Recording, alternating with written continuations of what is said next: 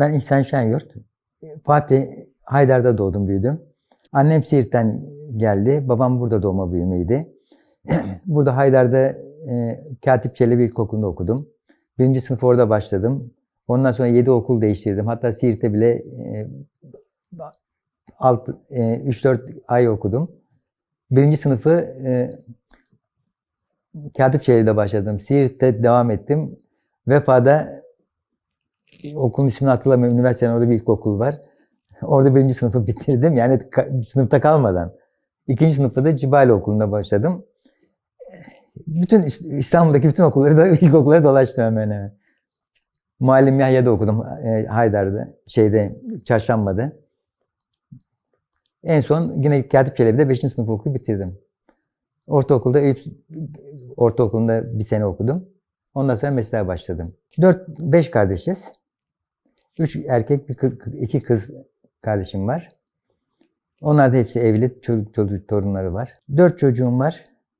3 kız, bir erkek oğlum var. 3 evli, küçük kız yanımda, evlenmedi daha.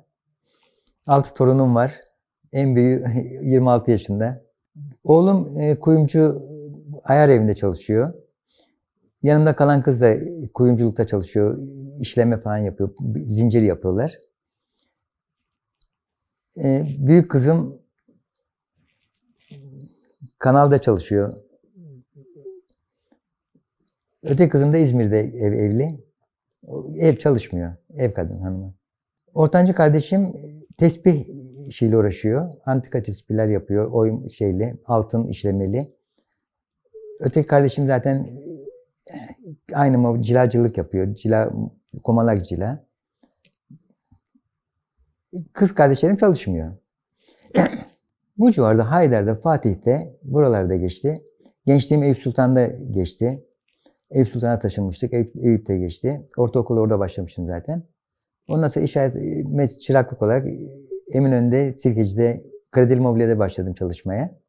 Orada iş öğrendikten sonra Fındıkzade'de dükkan açtım. Askerlike gidene kadar orada çalıştım. Askerliğe geldikten sonra Cihangir'de dükkan açtım. 5 sene orada çalıştıktan sonra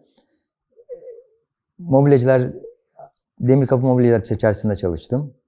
20 sene kadar. 20 seneden sonra Horhor Antika Çarşısı'na geldim. 25 senedir de Horhor Antika Çarşısı'nda çalışıyorum. Hale döşeme işi yapıyorum. Ve ayrıyeten Mobilyacı ve Döşemeli Odası Başkan Vekiliyim. O işle de uğraşıyorum. Vallahi o zamanlar çocuk oyunları, çembel çevirme vardı, misket vardı. Tellerden araba yapardık, yapardık. Bilyalı arabalarıyla yapardık, onlarla oynardık. Şimdi onların hiçbiri yok zaten şimdi. Oyun alanımız, çok arsalar vardı burada. Arsalarda oyun oynardık. Bayramlarda bayram yerleri kurulurdu. Salıncaklar, dönme dolaplar yapılırdı. Onlar şimdi şimdi yok herhalde bunlar. Çocukken bahçeli, ahşap tek katlı bir evde. Doğduğum bir yerde. Haydar'da yine. Etrafımız zaten hep ahşap binalardı. Antika güzel evler vardı o zamanlar. Şimdi hepsi beton bina oldu. Vallahi 2 oda, öyle pek çocukluk hatırlayamadığım için 2 oda olduğunu biliyorum. Banyosu, tuvaleti, mutfağı vardı. Diğer evler de çoğunun bahçeleri vardı. Büyük ahşap evlerin, saray gibi evler vardı. Onların arka taraflarda bahçeleri vardı. Pek gözükmüyorlardı onlar. Ön taraf olduğu için yapamıyorduk onları, görmüyorduk bahçelerini. Fatih'te Haydar, Çırçır, Yavuz Selim, yani buraları gezerdik. Çukurbostan'a giderdik. Çukurbostan var Sultan Selim Camisi'nin altında. Oralara giderdik. Gezilecek yerler çoktu. Sahile inerdik, deniz kenarına. Tabii sahile giremiyorduk. Fabrikalar vardı. Unkapanı'ndan Silahlar'a kadar hep fabrika doluydu sahilin etrafı. Oralara pek inemiyorduk. Komşular birbirine gider gelirlerdi. Akşamları toplanırlardı, sohbet ederlerdi. Radyoda bir skeç falan varsa onu dinlerlerdi. Bazen cumartesi toplanırlardı, bütün mahalle yazlık sinemalara giderlerdi, komple giderlerdi. Pazar günleri pikniklere giderlerdi, Bergat Ormanı'na giderlerdi. Mahalle olarak gitmese bile aile olarak Gülhane Parkı'na giderlerdi. Gülhane Parkı'nda piknik yaparlardı. Tiyatro Vatan Caddesi'nde Luna Park'a giderdik akşamları. Gezilecek yerler, güzel yerler vardı.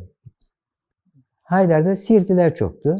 Siirtli olarak otururlardı. Pek karışık memleketli yoktu o zamanlar.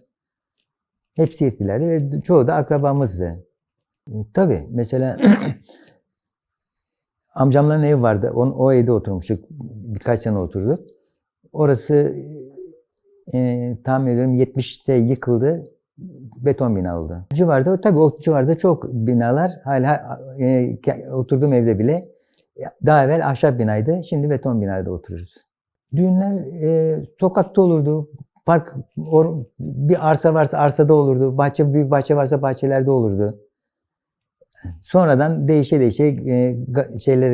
düğün salonlarına geçmeye başladı. Düğün salonlarında yapılıyordu.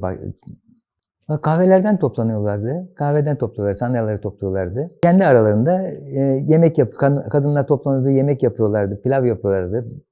Pilav üstünde tavuk pilav veriyorlardı, ayran veriyorlardı. Sokakta, arsalarda, bahçelerde oynanıyordu. Davul zurna gelip yapıyordu. Bayramda yine komşular birbirine gidip gelirlerdi. Çocuklar bayram yerleri, kurulan yerlere giderlerdi. Çocuklar giderlerdi, komşulardan harçlık alırdı, şeker yerlerdi.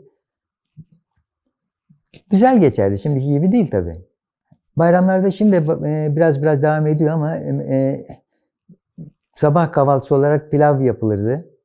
Pilav et yapılırdı. Sabahleyin büyük amca varsa büyük amcaya gidilirdi veya yoksa küçükler bize gelirdi. Sofra kuruldu. Sabah kahvaltısı Ramazan bayramından sonra pilav et yapılır. Yanında veya kuru fasulye yapılırdı. Hoşaf yapılırdı. Onlar yeni içilirdi. Bayram yerlerinde arsalar vardı. Boş arsalar vardı. O boş arsalarda şimdi pek boş arsa kalmadı. Mesela Haydar'da çok boş arsa vardı. Buralara bayram yerleri kurulurdu. Bir hafta evvelden başladı kurulmaya. Bayram günü açılırdı. Bir hafta kadar devam ederdi o bayram yerleri. Salıncaklar vardı. Dönme dolaplar vardı.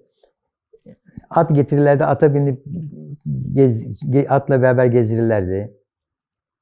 Gençliğimizde yani Gülhane Parkı'na giderdik. Luna Park'a giderdik.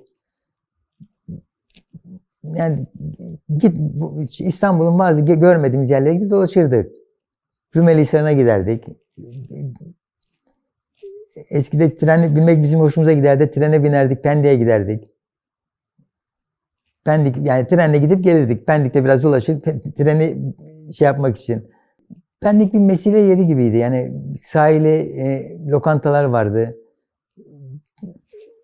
Sokak satıcıları vardı. Yazlık bir yer gibiydi o zamanlar Pendik, Bostancı, o taraflar hep güzel bir yerlerdi. Suadiye plajı vardı. Suadiye plajına giderdik. Pazar günleri Florya'da Güneş plajı vardı. 2-3 tane plaj vardı. O plajlara giderdik. Hatta Atatürk'ün vardı orada. Denize girmek için köşkü vardı. Atatürk Köşkü. Cumhurbaşkanları gelirdi orada. Yapardı yazın. Kalırlardı bir ay kadar. Denize girmek için. Kıraathaneye askerden sonra bir alışkanlık yaptım. Giderdim. Ama daha çok bilardo sevdiğim için bilardo oynamaya giderdim. Her mahallede vardı kıraathane. Her mahallede oranın gençleri, yani mahallenin gençleri toplanır oraya giderdi. Ben daha çok Eyüp Sultan'da gençliğim geçtiği için mahallemizin altında bir kıraathane vardı. Oraya giderdik. Pazar günleri toplanırdık. Oyun oynardık. Bilardo Fındıkzade'de vardı. Hala Fındıkzade'de bilardo yerleri var. Böyle her yerde yoktu. Beyoğlu'nda vardı. Fındıkzade'de vardı. 1964'te başladım. 67'de dükkan açtım. Askere gelene kadar orada çalıştım. Askerden geldikten sonra Cihangir'de dükkan açtım. Cihangir'den Modesa'ya, mobilyacılar gittim. Hatta Marangozlar Sesi'ne gittim, çalıştım 20 sene kadar. 20 seneden sonra Horhor Antikacı Çarşısı'na geldim. 25 senedir de Antikacı Çarşısı'ndayım. Babam mobilyacıydı. Amca çocuklarım vardı. Onlar da döşemeciydi. Onları göre ben de o işe heveslendim. Ve çok sevdiğim için o işe başladım. Başka işe girdiğim halde çıktım, o işe girdim. Nevzat Ustam vardı, hala yaşıyor, Allah uzun ömür versin. Yeni bıraktı o da, birkaç sene oldu. Amcamın oğlu var Kıstaş'ında, o da döşemeci, hala devam ediyor. Bunlar da ustalarım. Hala devam ediyor amcam oğlum. O zamanlar ben çocuktum, o gençti, ustabaşıydı bizim başımızda. Güzel işler yapardı ve bize de güzel iş olarak öğretti. Epey devam etti o. Sonradan Kıstaş'ında amcamın oğluyla ortak dükkan açtılar, orada devam ettiler. Ben onların yanından ayrılmıştım o zamanlar. Epey bir zaman devam ettiler. Fındıkzade Kızılyayma Caddesi'nde. Burç Mobilya vardı. Burç Mobilya'nın altında yeri vardı. Orada açtım. Hem Burç Mobilya'ya iş yapıyordum, hem babam mağazası vardı Cihangir'de. Ona iş yapıyordum, koltuk yapıyordum. Vallahi zengin müşteriler, nasıl diyeyim? Mesela Mesut Yılmaz'ın koltuklarını yapmıştım. Recep Tanrıverdi var. Kumaş sekti, büyük şey. Onun işlerini yaptım. Otelinde işlerini yaptım. Hatırlayamadım. Yani birçok zengin müşterilerim var. Antika iş yaptığımız için daha çok zenginlere hitap ediyoruz. Onların işlerini yapıyoruz. Hala da devam ediyor öyle. Tamiri vardı. Tamir oldu. Cila oldu. Eski bir yazıhanesiydi. Üstüne deri yapıştırdık. Hakiki deri yapıştırdık. Etrafına varak baskı yapıldı. Bittikten sonra yolladık. Cilası, tamiri falan yapılacaksa söküyoruz. Komple döşemesini söküyoruz. İskelet haline getiriyoruz. Bunu varak yapılacaksa, cila yapılacaksa cilaya varağı veriyoruz. Varak yapıldıktan sonra bana geliyor. Ben tekrardan döşemesini aynı orijinalliğini bozmadan yaylarını bağlayıp fazonlu yapıp tekrardan ondan sonra süngerleyip kumaşı kaplıyoruz. O vaziyette bitiriyoruz. Yabancı ülkeden bizim çarşıda mağazaların bazen onlara sattıkları işleri yapıyoruz. Benim bir 20 sene evvel yukarıda bir esnaf Amerika'ya bir koltuklar yapmıştı. Koltuklarını döşedim. 8-10 tane vardı. Onları yaptım, yolladım. Amerika'ya gitti onlar. İlk çalıştığım yer Sirkeci'deydi. Tren garının tam karşısında bir mağaza vardı, Kadir Mobilya. Orada başladım işe. Ondan sonra Fındıkzade Kızılyayma Caddesi'nde çalıştım. Dükkanım vardı. Ondan sonra askerden sonra Cihangir ilk yardımın karşısında çalıştım. İşim vardı. Ondan sonra Marangozlar Sesi'nde dükkan açtım. 20 sene orada kaldıktan sonra 20 sene sonra Horror Antikacı Çarşısı'nda başladım çalışmaya. Sirkeci o zaman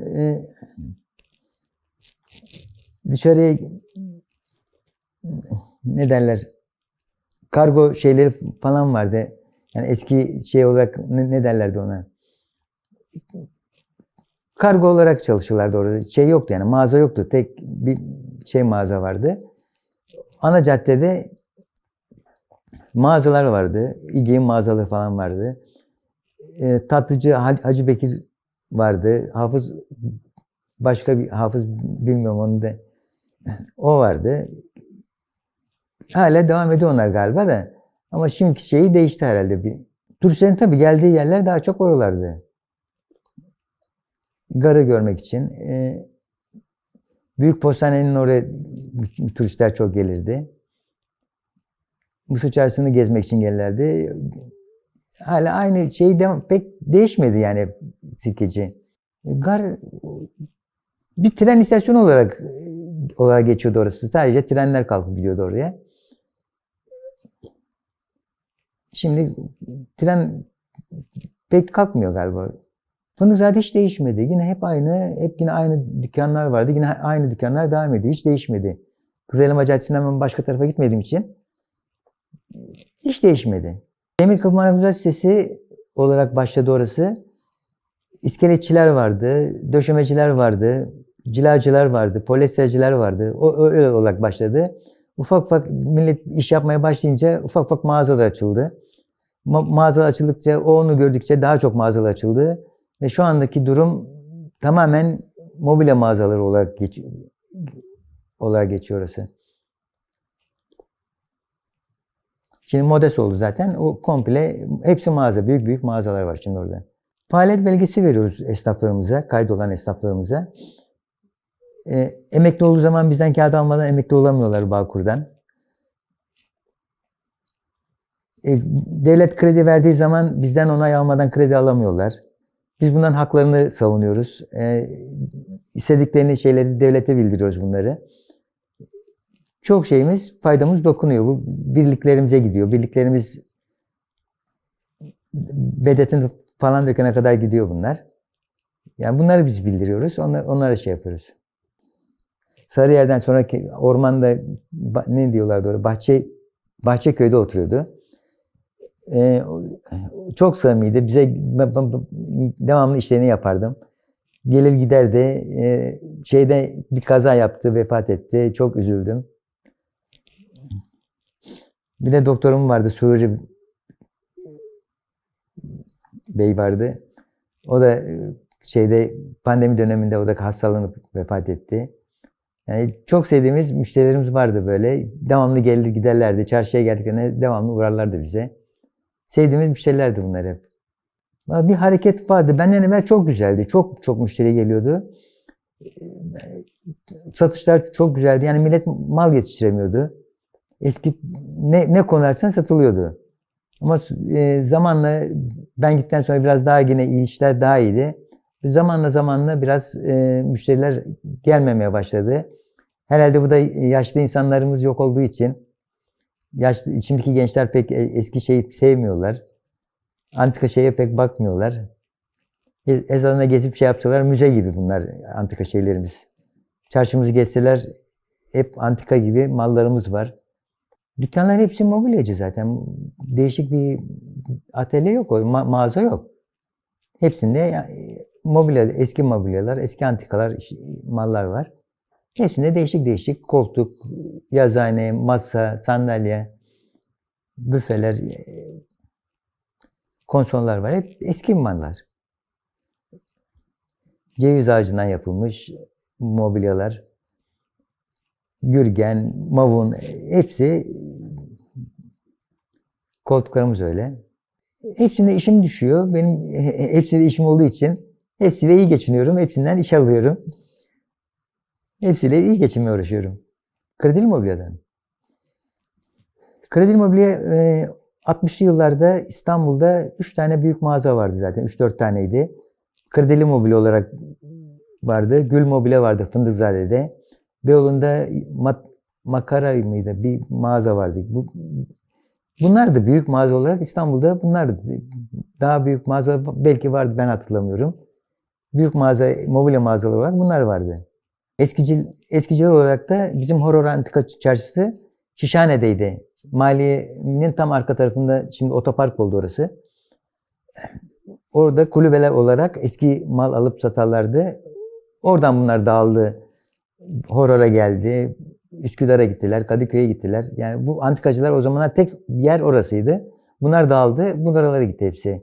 O zaman telefon şeyi pek olmadığı için, hatta dükkanlarımızda bile telefon yoktu. Tabii çoğu, Cihangir'de çalıştığım zaman müşterilerim vardı. Çoğu dağıldı. Tanıdıklarıma kendim gidip şey yapıp söylüyordum buraya taşındığımı. Gelenler geliyordu. Tabii çoğunu şey yapıyordum. Hatta Haydar Dümen vardı benim Cihangir'de. Hastanede çalışıyordu o zaman. İlk yardımda çalıştığı için bana gelip gidiyordu. Oradan taşıdıktan sonra beni çok aramış, bulamamış. 30 sene sonra tekrar beni aradı, buldu. Müşterimiz birbirlerine tavsiye ederek bana yolluyorlar. Yani geçenlerde bir müşterim aradı. Eski müşterim. Tavsiye edersi olarak başka bir müşterim geldi. Ona yaptığım iş başkası tavsiye ediyor. Mağazalara gelen müşteriler, döşeme işi varsa mağazacılar bana yolluyor. Öyle müşteri topluyoruz. Kışın daha çok geliyorlar. Yaz sezonu başladığı için yazlığa gidenler, İstanbul biraz boşaldığı için pek giden olmuyor. Kışın daha çok geliyorlar. Değişti tabii. Eski mobilyacılar vardı, yaşlıydı, çoğu vefat etti. Onların yerine oğulları, çocukları geldi. Değişim çok oldu. Kadın esnafımız yoktu, birkaç kişiydi. Şimdi epey çoğaldı. Kadın esnafımız çoğaldı. Yani hep değişik oldu tabii. 25 senede değişim oluyor. Aynı mobilyaları satıyorlar, antika satıyorlar. Onlar da gidip topluyorlar oradan buradan. Avrupa'dan, İtalya'dan getiriyorlar, Fransa'dan getiriyorlar. Burada tamirini, cilasını, döşemesini yaptıktan sonra satıyorlar. Piknik için daha çok Belgrad Ormanı'na giderlerdi. Gülhane Parkı'na gidilirdi. Florya'da bahçeler falan vardı. Oralara gidilirdi. Avcılara da gidilirdi. Avcılar o zamanlar piknik yerleri falan vardı. Oralara gidilirdi. Piknik yeri çoktu İstanbul'da o zamanlar. Ailece gittiğimiz avcılara giderdik. Hem denize girerdik hem piknik yerleri vardı avcılarda. Belgrad Ormanı'na giderdik. Hep ailece olarak gittik zaten. Genç olarak tek başımıza gitmedik öyle yerlere. Sinemalara giderdik. Yazlık sinemalarımız vardı. Güneş sineması vardı Haydar'da. Bunlar meşhurdu. Haydar sineması, Güneş sineması. Yavuz Selim'de bir yazlık sinema daha vardı. Pek hatırlayamıyorum. Beyazıt'ta sinemalar vardı. Yan yana sinemalar vardı. Renk sineması vardı. Fatih'te meşhur büyük bir renk sinemaydı. Eyüp Sultan'da epey sinemalar vardı yine. Yazlık sinemalar vardı. Halk Bahçesi vardı. Kapalı sinemalar vardı yine. Çoğuna gittim. Gazinolar olarak Batanesi'nde Luna Park gazinosu vardı. Yenikapı'da Gar gazinosu, Çakır gazinosu, bunlara gittim. Asmalı Mescid'de vardı, bir gazino vardı. Hatta orada Zeki Müren'i ben çocukken seyrettim. Vallahi eski sanatçıları Hafız Burhan'ı seyrettim. Pek hatırlayamıyorum yani. Eski sanatçıların çoğunu seyrettim. Şimdiki yaşayanlardan Emel Sayın çoğunu hatırlayamıyorum artık. Gençliğimizde böyle şimdiki gibi böyle lokantalar pek yoktu. Esnaf olarak çıraklığımıza öğlen yemeği yemek için bir esnaf lokantaları vardı. Oralara giderdik. Yani özel olarak bir lokantalara falan gitmezdik. Yoktu o zamanlar öyle bir şimdiki gibi meşhur lokantalar falan yoktu. Çıraklığımda bana bir görev verilmişti. Çarşıya çıkardım pazara. Yumurta, domates, biber alırdım, melemen yapardım. Kalfalarla beraber oturur, ustalarla beraber yemeklerini yapar, oturur yerdik. Daha çok öyle yapardık. Alışveriş, giyim olarak daha çok Fatih, Beyoğlu'na giderdik. Beyoğlu'na alışveriş yapardık. İstiklal Caddesi'nde. Fatih'te zaten hala devam ediyor. Bir sürü alışveriş şeyleri var. Onlardan yapardık. Mağazalar vardı o zaman. Büyük AVM'ler falan yoktu o zamanlar. Semt pazarlarına giderlerdi. Hala şimdiki gibi yine semt pazarları kurulurdu. Semt pazarlarına alışveriş yapılırdı. O zamanlar Migros arabaları vardı. Sokaklarda gezerlerdi. Onlardan alışveriş yapılırdı. Bakkallar vardı. Alışveriş bunlardan yapılırdı o zamanlar. Pek hatırladığımız yok. Şimdi o zamanlar biz alışveriş yapmadığımız için pek hatırladığımız şeyler yok. Tabii dondurmacılar vardı. Macun satanlar vardı. Motosikletli dondurmacımız vardı. Haydar'da gezerdi, dondurma satardı. Yoğurtçular vardı. Sabahları zille beraber çıngır çıngır yoğurt satarlardı. Yani çok sokak satıcıları yapardı. Tabii bütün mahalle yoğurt alırdı. Çocuklar dondurmaları onlardan alırdı. Yani öyle bakkallarda, marketlerde falan dondurma yoktu o zamanlar. Çocukluğumuzda Ramazanlarda çocuk olarak camilere çok giderdik. Toplanırdık çocuklarla, arkadaşlarla camilere giderdik. Çocukluğumuz yaptığımız ibadetler camilere gitmekti. Oruç tutardık, oraya giderdik. Ben daha çok Sultan Selim Camisi'nde yanına oturduğum için, Çukurbostan'ın orada yakın bir yerde oturduğum için Sultan Selim Camisi'ne giderdim. Biraz daha büyüdükten sonra yani gençliğimize askere gitmeden evvel Fatih Camisi'ne giderdik. Arkadaşlarla beraber toplanırdık. Kadir Gecesi'nde İstanbul'daki bütün camileri dolaşırdık. Öyle bir şeyimiz vardı. Şimdi onu da bile yapamıyoruz artık. Çok camilere dolaştık İstanbul'da. Çukurbostan o zamanlar şimdiki gibi park mark bir şey yoktu orada. Arka taraf birkaç tane ev vardı. Cami vardı içinde. Ufak bir cami vardı. Doğu tarafı diyeyim ben size. Doğu tarafında çiftlik vardı. Tavuk çiftliği vardı orada. Sabahları giderdik oradan yumurta alırdık. Bu taraf daha kenarında yani boydan boya bir hayvan bahçesi vardı. Tavuk kuşları vardı. Tavuk kuşlarını seyrederdik. Kuşlar vardı. Civcivler yetiştirildi o zamanlar. Bir şey olarak da orası. Tavuk çiftliği gibi bir yerdi. Evler 2-3 katlı evlerdi hepsi. Küçük küçük evlerdi yani. Büyük böyle apartman şeyi pek yoktu.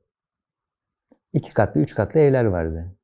Ulaşım olarak hep otobüsleri var. O zaman otobüs vardı. Metro diye bir şey yoktu o zamanlar. Tren olarak da Sirkeci'den tren vardı. Yeşilköy'e, Florya'ya giderken trenle giderdik. Bu Haydarpaşa'dan Pendik'e giderdik. Başka ulaşım şeyi yoktu İstanbul'da. İstanbul içinde her yerde yine aynı devam ederdi. Yani Albaköy'den Eminönü'ne otobüsler vardı. Taksim'den devam eden Topkapı'ya kadar giden otobüsler vardı. Şehir dışına giden pek otobüs yoktu. Herhalde en uzak Florya otobüsleri vardı. Taksim'den Florya'ya giden, Eminönü'nden Florya'ya giden. At arabalarını Sirkeci'de çıraklığım zamanında Beyazıt'ta tavuk pazarı vardı. Tavuk pazarı olarak geçiyordu. Oradan ağaç alırdım, malzeme alırdım. At arabalarına koyar, at arabalara götürdüm malzemeyi. Beyazıt daha çok imalat yerleri vardı. İmalatçılar çoktu. Yine Gedikpaşa tarafında ayakkabıcılar çoktu. Şimdiki gibi mağaza falan yoktu. Şimdi deri satıyorlar, başka şeyler satıyorlar. Daha çok ayakkabı imalatçıları hepsi hemen hemen oradaydı. Kapalı çarşının içinde döşemeci marangozlar vardı. Hanlarda çok çalışırlardı. Kapalı çarşıda hatta mobilya mağazaları bile vardı. Şimdi onlar kalktı. Nasıl söyleyeyim? Yani okuyumcular falan yine devam ediyor. Ama çok yeri değişti tabii kapalı çarşının da. Mobilya mağazaları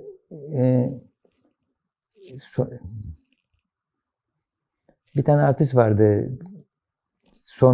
Somer neydi Soner? Onun bile mağazası vardı orada. İsmini hatırlayamadım. Şimdiden bir farkı yok. Mısır Çarşısı yine Mısır Çarşısı içi değişti. Şimdi turistlere hep hitap ediyorlar. O zamanlar kuru yemiş satanlar vardı. Kahvaltılık satanlar vardı. Şimdi bunlar çoğu azaldı zaten. Hemen hemen hiç yok. Geçen 1-2 ay evvel geçtim orada. Kahvaltı satan hiçbir kimse yok. Hepsi dışarıda satılıyor. O dışarısı zaten domates satan yerlerde, pazar yeriydi. Çiçek orası yine aynı duruyor. Biraz daha modernleşmiş, yapılmış. Aynıydı. Şimdiki gibi aynı şeyle devam ediyor orası. Horor'da Horor Çeşmesi vardı.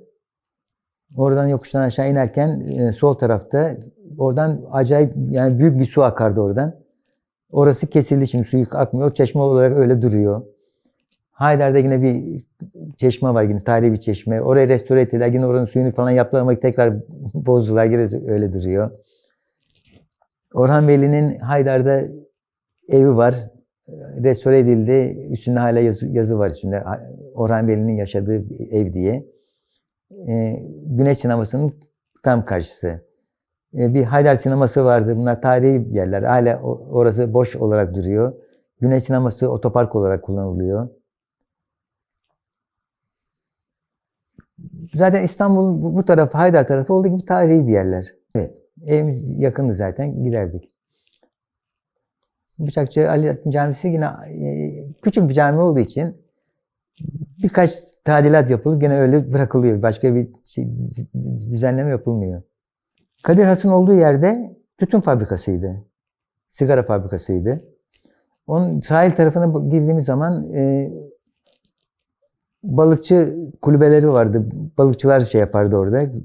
Unkapanı'ndan Silahtar'a kadar fabrikalar vardı. Ay Yıldız giyim fabrikası vardı. Fındık fabrikası vardı. un fabrikası vardı şeyde. Yani hep fabrika doluydu. Sahile inme imkanımız yoktu orada. Balıkçıların oradan belki bir şeye indiğim zaman zaten Haliç'e inemiyordunuz. Pislik içinde kokuyordu. Çok pis kokuyordu. Ben Eyüp Sultan'a ilk oturmaya başladığımızda Eyüp Sultan'dan geçtiğimiz zaman burnumuzu kapatırdık. O şeyden, pis kokudan. Evimiz yüksekte olduğu halde çok yazın sıcak havalarda o koku bile bizim evlere kadar geliyordu. Oturduğumuz ev tek katlı, bahçeli, güzel bir evdi. Yani bahçeye çıkıp çocuklar oynayabiliyorduk, şey yapabiliyorduk. Şimdi evde balkona çıktığım zaman karşımda bir bina, sağ tarafa baktığım zaman bir bina, her tarafta gökyüzünü ancak görüyoruz. Hiçbir yer göremiyoruz artık. Farkı bu. Valla şimdikini ben karşılaştırmayayım da kendi Unkapanı'nda oturduğum evi ben karşılaştırayım. Ben 25 sene oldu oturdum. Evde bizim apartmanda kimler oturuyor, kim var bilmiyordum. Yani birbirimizi tanımıyorduk. Sabah kalkıp işe gidiyorduk, akşam eve geliyorduk. Hiç kimseye gelip gitmediği için tanımıyorduk. Hatta şöyle bir şey anlatayım ben size. Haydar'da bir arkadaş birisiyle bir sohbetimiz oldu böyle. Beraber yürümeye başladık. Ben ayrılsın diye bakıyorum. O da benim ayrılsın diyor beklerken. Yürüye kendi evimize geldik. Eve girdim. Benim üst katımda oturuyormuş. Adamı tanımıyorum ben. Yani bir eksik bir şey olduğu zaman, tuz, şeker eksik olduğu zaman gider komşudan alır gelirdik. Bayram geldiği zaman bayramlarda komşuları giderdik. Birbirimizi şey yapardık. Herkes tanırdı. Pek değişiklik yaşanmadı. Yani sokaklarda ahşap binalar gitti, beton binalar geldi. Sadece bunlar değişti. İnsanlar da değişti tabii. Mesela benim çocukluğum zamanında çoğu Siirtliydi. Yani çoğu dediğim hepsi Siirtliydi. Şimdi Kastamonular var, Kürtler var. Epey bir karışık Lazlar var. Yani bir mahalle olduğu gibi, hatta bir sokak olduğu gibi değişik insanlar var. Fatih valla benim öyle pek şeyim olmadı. Devamlı çalışma şeyim olduğu için hiç öyle bir cumartesi pazar boş kaldığım zaman sinemaya giderdik. Veya gençliğim zamanında kıraathanelere giderdik. Pek şeyimiz yoktu. Şimdi pek bir yere gittiğimiz yoktu. Ben yeni taşındım oradan. 2-3 sene oldu. Mahalle şeyinden artık çok bozuldu insanlarımız. Hakikaten, yani her gün kavga dövüş olmaya başladı. Bütün buralarda başka insanlar şey olarak birbirlerine anlaşamamadan. Ve evim de epey eski olduğu için şeye bildirdim ben. Devlet yıkım şeyine bildirdim. Herhalde gidip bakarlarsa yıkacaklar gibi geliyor. Çünkü çok küçük evlerimiz. Fatih'e alıştığım için hemen sabahleyin kalkıp doğru Fatih'e geliyorum. Fatih'e takıldım. Asmalı bahçe var bir tane. Orada kahvaltımı, çayımı içiyorum. Dolaşmaya kalktığım zaman da yine Fatih civarında dolaşıyorum. Şeye falan gitmem. Yeni Bosna'yı pek sevmedim. Sevemiyorum da zaten.